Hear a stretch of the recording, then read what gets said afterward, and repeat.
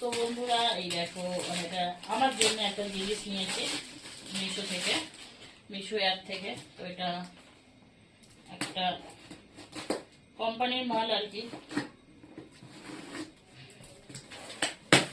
জানি না কতটা ভালো হবে।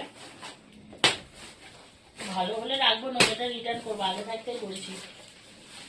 এটা যদি, এটার অনেক দাম, যার জন্য কোনো যদি সমস্যা থাকে ওই জন্য আমি ভিডিও করেই এ করছি। কিন্তু এগুলো যে লিপস্টিক প্যালেট, যে মাস্ক না মাস্ক কি বলে সেই কোম্পানির যে লিপস্টিক প্যালেট, কিন্তু আমার মনে হয় রিটার্ন যাবে, কারণ পয়সা হিসাবে অনেক ছোট ছোট জিনিস দেখাচ্ছে, অনেক বড়।